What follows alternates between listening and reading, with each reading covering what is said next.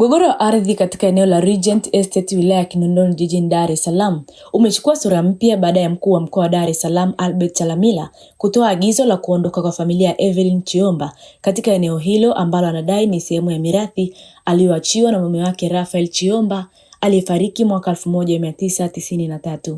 Mkuu wa mkoa ameeleza kuwa ushahidi wa kisheria uliopo unaipa umiliki familia ya Godfrey Shuma, huku akisisitiza umuhimu wa kuheshimu taratibu na sheria zilizowekwa.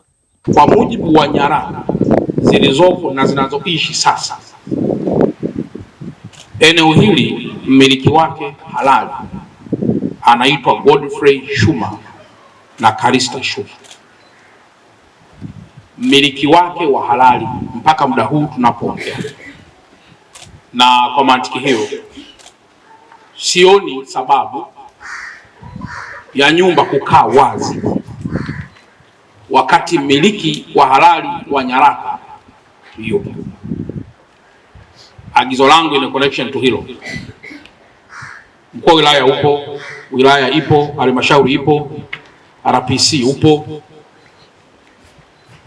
Simamieni kwa mujibu wa nyaraka, yule anayepaswa kuwa kwa nyumba hii aendelee kuwepo mpaka hapo vinginevyo.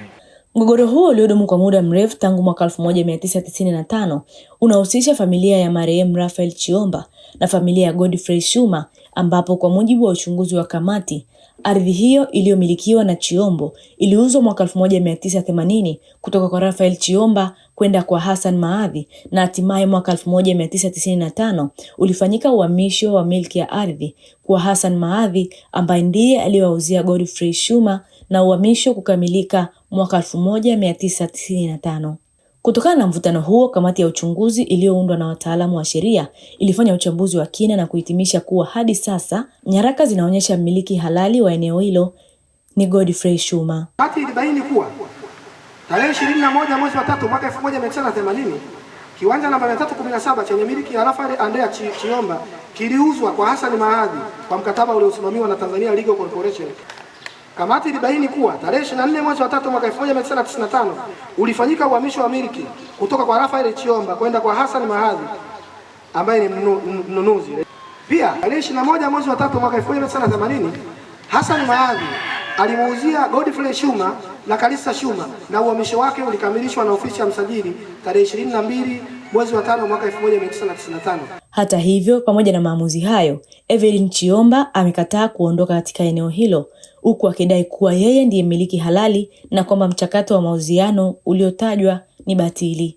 Haya yote yasingetokea. Sasa unajua washtaki nani?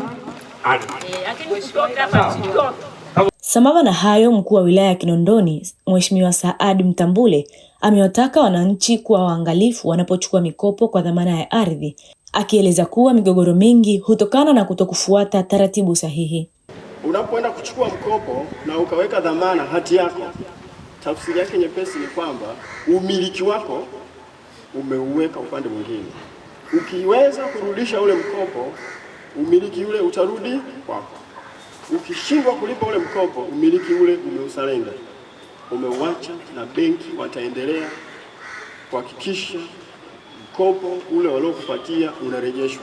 Kutokana na hali hii, wananchi wanahimizwa kuzingatia sheria na taratibu zote za umiliki wa ardhi ili kuepusha migogoro isiyo ya lazima. Ni muhimu kuhakikisha nyaraka zote zinakamilika kisheria na kuthibitishwa na mamlaka husika kabla ya kufanya manunuzi au kutumia ardhi kama dhamana.